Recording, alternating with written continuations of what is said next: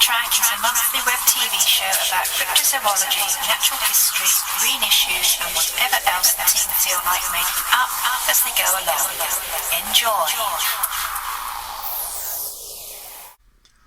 So, what's on today's show, Mr. John?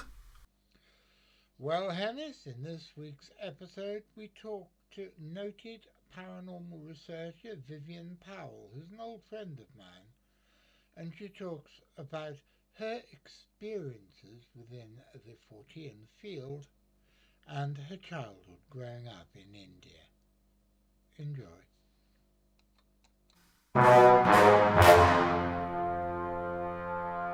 I really like the old credits.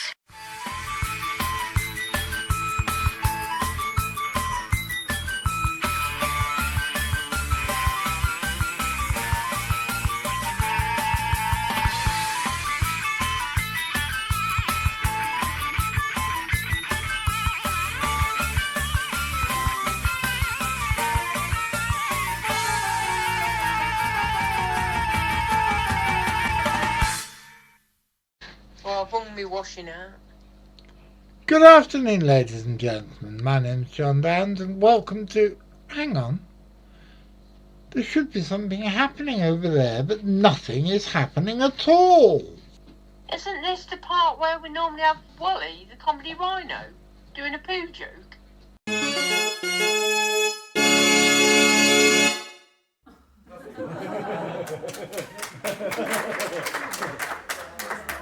Well, good afternoon, ladies and gentlemen. My name's John Downs. I'm the director of the Centre for Fortean Zoology, and this here is Miss Isabel. Say hello to the boys and girls, Miss Isabel. Hello, boys and girls. And we're going to welcome you to another episode of On the Track. For those of you who don't know, On the Track is a show that comes out every Saturday afternoon at 3 for about half an hour, and every Wednesday evening at 6:30 for about half that. And it is a model, a mixture, a mélange. I'm sure there are other things beginning with M. I'm going to have to ask Miss Lauren, aren't I, Miss Isabel? You are going to have to ask Miss Lauren. Miss Lauren, what begins with M? Monkey, of course. Thanks, Lauren. I can work with that. It's a monkey of a show, because we deal with monkeys and monkey-like creatures quite a lot of the time. We deal with Bigfoot, which is, after all, a giant monkey. We deal with Yeti, which is another giant monkey. We deal with Amaranthroposis loisai, which is a dead monkey on a stick. We've dealt with the Fiji mermaid, which is half a dead monkey stuck onto the half of a dead fish. And I could go on, but I'm not going to. What is certain, though, is that once again, Miss Lauren is completely correct, and this is a monkey of a show. And it deals with hard science, weird shit, and surreality. And as it's the beginning of a new year, and I think it's quite likely that some of the people watching this show don't know what surreality is, let's ask the CFZ dog. Surreality is a feeling of unsettlement or strangeness when things are disorientated and bizarre, and it comes from surrealism, a European art movement featuring disjointed and illogical images which started after the First World War. Oh, you mean you wanted me to say something funny? Woof!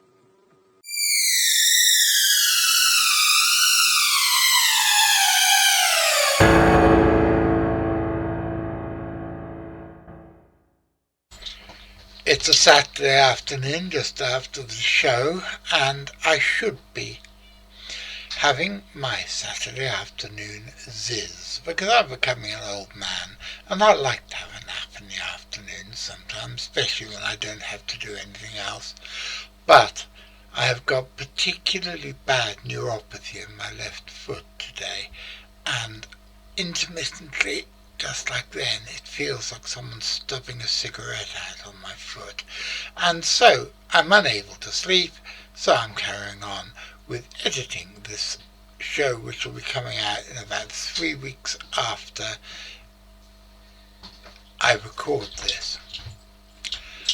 And I want to introduce you to a very interesting lady, Vivien Powell, who I've known for a year or so, who is a very interesting Fortean researcher, particularly interested in strange creatures. But the thing that is most interesting about her is that, as I have said in various of my writings, especially what I wrote with Nigel Wright in a book called The Rising of the Moon, golly, 26 years ago I think it was,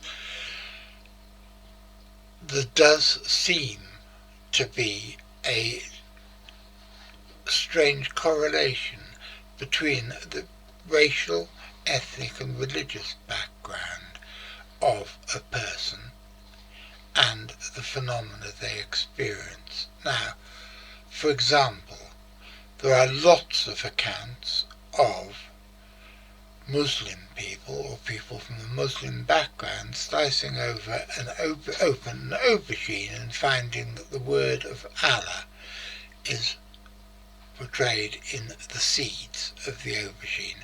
I've never known that to happen to somebody not of a Muslim background, in the same way as I've never known somebody who's not of a Roman Catholic background to find a image of the Blessed Virgin Mary on a plaster wall or a tortilla or something. The interesting thing about Vivien is that she is partly from a British background. Her mother was straightforward Church of England and her father was a Sikh. And so she was brought up partly in Egypt, partly in India and partly in Britain. And in the same way as a lot of my Fortean experiences have been coloured by the fact I was brought up by Chinese servants in Hong Kong, a lot of Vivien's experiences have been coloured by her interesting childhood. So, in the first of 2 parts, let me introduce you to lovely Vivien Powell. So I've grabbed you after a whole day of Christmas shopping, so you've now got to talk esoteric nonsense with me. I don't mind. I don't mind at all. So how did you get involved with this stuff in the first place? I've been seeing spirits since I was about a 3-year-old child. And my earliest childhood memories of spirit in the house, seeing a man coming into the house, using a key to open the front door, somebody I didn't recognise, then walking through the house and walking through me, in through the kitchen and out towards the back door and disappearing. And then, you can imagine, absolutely frightening. And then years later, my mum finding out that where the house used to be at the end of the garden was a house that exploded and killed the gentleman that I was seeing. And then these houses were rebuilt. And so, it wasn't nice. My parents didn't understand, and they were quite strict in those days. So, it was just like I would get a smack for scaring everybody and got sent to my bedroom or sent to bed, because I couldn't relay what was happening. So that it wasn't my interest in the paranormal. I suppose I got forced into the paranormal from that point of view, because not only could I see, I could hear them. So my childhood wasn't good. I mean, people that say that they see as a child and it's all good, I'd have to question it, because as a child you can't comprehend what's going on, why it's going on, and if it's a good thing. Because what I used to see was pretty horrible stuff, the man that used to walk through the house. I used to, on days outings with my dad, I'd see people hanging from trees and things that were terrifying, So, yeah, so that threw me into paranormal. I got a very nasty start with it. But as I was growing up, it wasn't just ghosts. I found books and would hear conversations of other weird and wonderful things that was going on in the world, like the UFO phenomena. Then there were strange creatures, and the strange creature side of things I tied in with the ghosts, really, because I found that, for me personally, the similarities were very similar. Like people would talk about werewolves and things like that, and how they would just disappear, And I was like, well, I see ghosts that disappear. So that's how it all started for me, really. And was this in Britain or in India? I saw it started in Britain. Then when I was very tiny, and staying and living in Cairo, I saw strange things in Cairo, and it was quite a bit surreal in Cairo, because you would imagine that you'd be seeing things like pharaohs and Egyptians, and no, I didn't. I saw a Roman soldier, complete with he had his, I don't know what you would call it, the the centurion's hat with all the brush on the top. Yeah, I saw him wearing that, and I was quite lucky at the time of seeing him. My mother saw him at the same time, and my mum's about psychic as a brick; she doesn't see anything. And she witnessed him at all, but as well. But he didn't acknowledge us; he just walked through, if that makes sense. But yeah, I saw him quite a few times, actually, where we were staying in Cairo. I found him not to be scary, though, because as a child seeing him, the only way I could describe it is you could see him fully, you can see what he was wearing, you could see the features on his face, but it was bright white light, really white. And my mum saw him as well. So that was quite unusual when I think back to that, because we shouldn't have been seeing him at all. We couldn't fathom, or as an adult, I can't fathom why he would be there. But yeah, Egypt was part of the Roman Empire. Yeah, but why would he be in that particular building that we were in? But anyway, so that was Egypt. In India, I had seen, well, in India, my grandfather, he was quite, I mean, I love my grandfather, but to get peace and quiet, because there was all these grandchildren running around the house screaming and making noises like lunatics, he would make us sit very quietly, and he will make us shut our eyes. And he did, unbeknownst to him, he was teaching us how to meditate. And he would tell us a story. He would say to us, imagine this, imagine that, walk here and do this and do that. So eventually we would fall asleep. But he put us into a deep state of meditation. And that gave me the tools to be able to meditate later in life. But he'd only do that so he would get 5 minutes peace. But yeah, I did see spirits in India, just people milling around, walking where they shouldn't be walking, but I was okay with that. In India, I was at peace with that. I wasn't frightened of it, but over here in the UK, it was a little bit of a different scenario because I was seeing things that I shouldn't have seen, you know. Well, the thing that's always interested me is that, in my experience, people usually undergo the Fortean phenomena that is from their ethnic background. Mm. But you're from several different ethnic backgrounds and you've lived in at least 3 different places.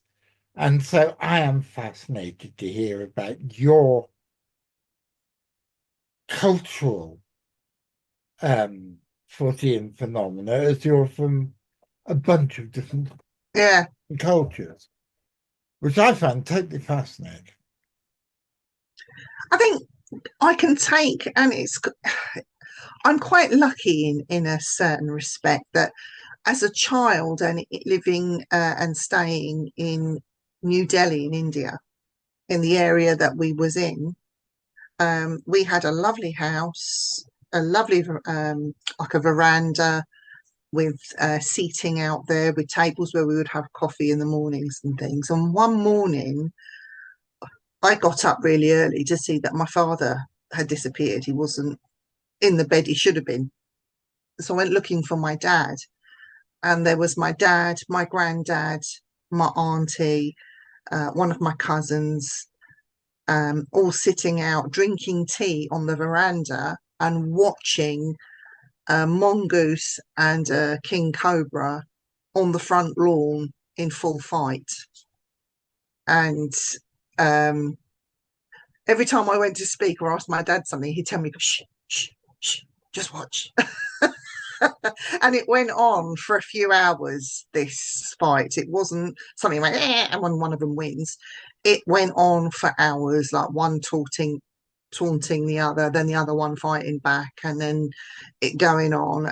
Anyway, I can tell you quite categorically that the mongoose won.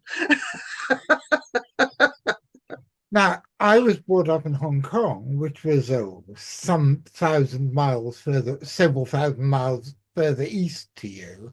Yeah. And we had both mongooses and king cobras.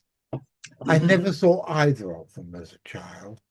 Oh, really? No, I never saw either of them. I always, ever since reading Kipling, I wanted to see what happened when a mongoose and a cobra had interaction, shall we say, and I never ever saw it. The nearest Yeah. I ever came was New Delhi, in the airport lounge at New Delhi Airport, where they got big stuffed mongoose and Yeah. cobras for sale. Or they used to. This was 50 years ago. But There's this other thing that did sprout up over there. I mean, they had the snake charming thing for the tourists, which I just thought was, even as a child, I thought was idiotic. But they started doing this thing called kissing the cobra. And it was more sort of set around teenagers that they would get a cobra, upset it enough so it would rise up with its hood. And they would, to prove your manhood, you have to kiss the cobra's schnoz without it striking or spitting at you to prove your manhood. And I'm thinking, stupid bloody thing to do. Kissing it on the schnoz, are you for real? That count me out.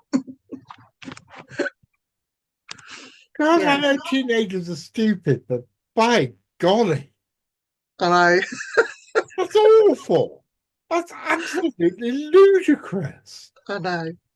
I mean, we used to have them come into the house, cobras. I mean, we laugh about cobras, but we weren't silly around them.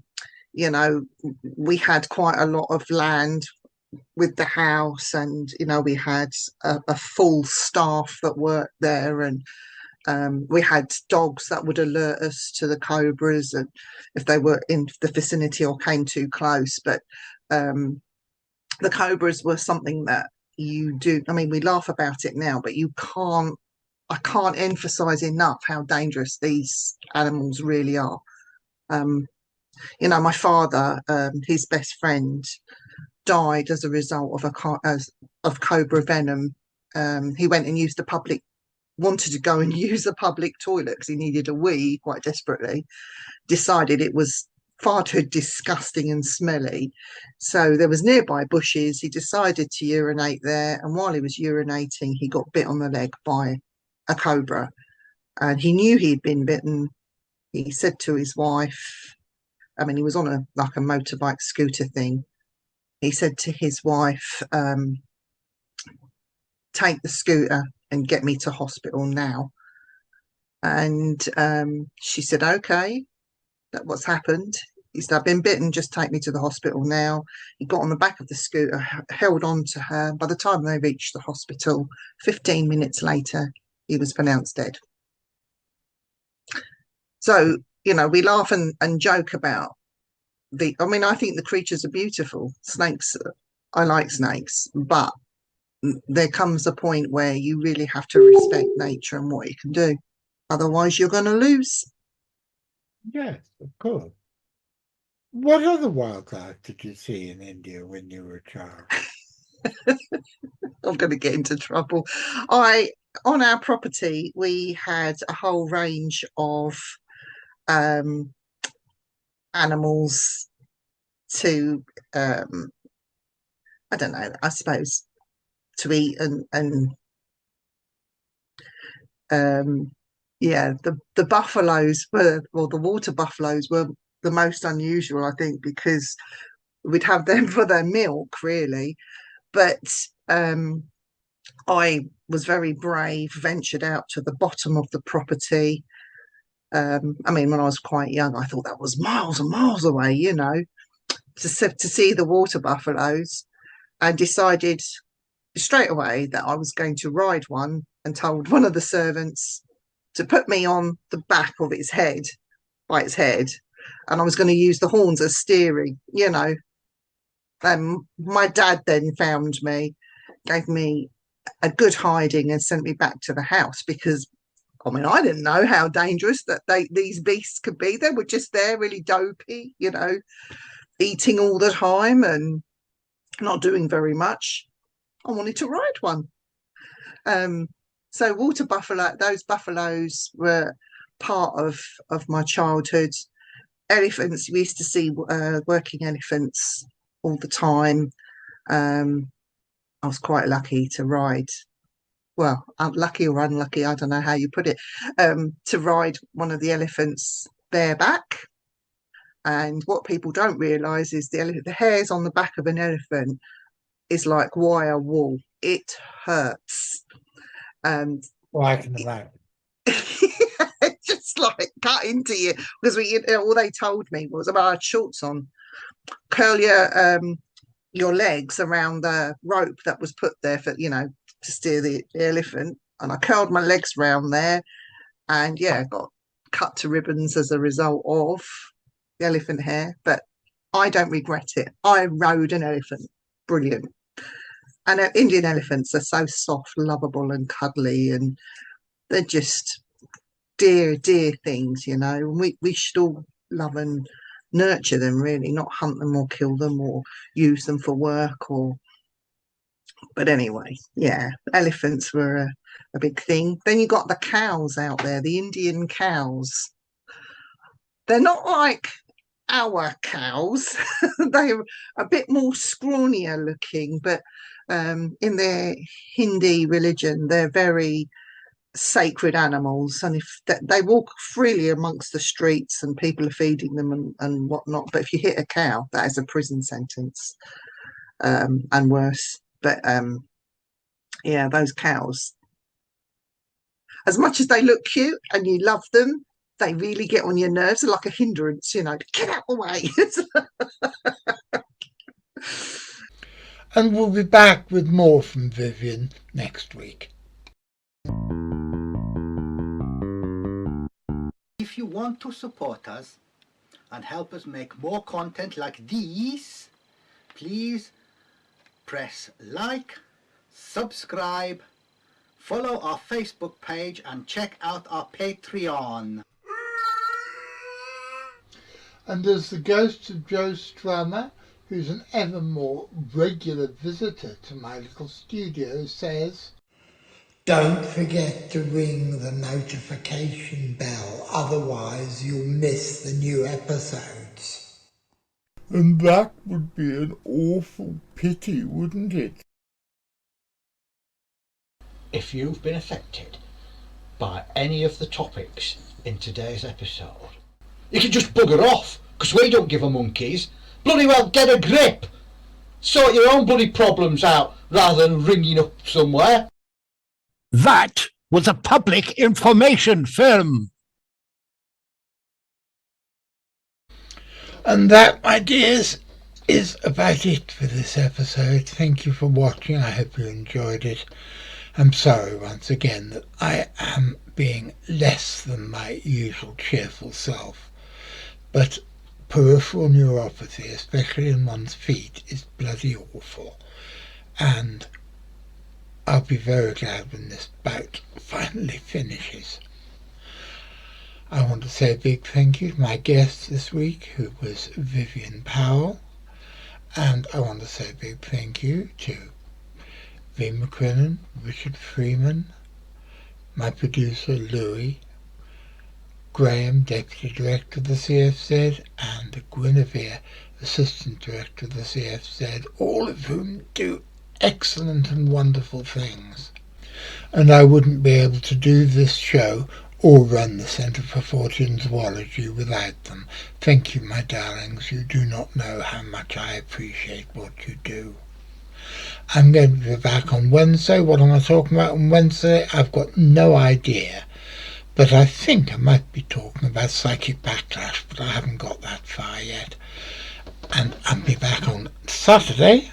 And on Saturday we'll have the second part of my conversation with the lovely Vivien Powell. So, Are you watching, Mr. McCrinnan? if you're there, Mr. McCrinnan, and if you're going to be there next Saturday, Mr. McCrinnan, and you're watching while I do the notifications and the live chat and all the other gubbins I do on a Saturday afternoon, then I will most certainly be seeing you.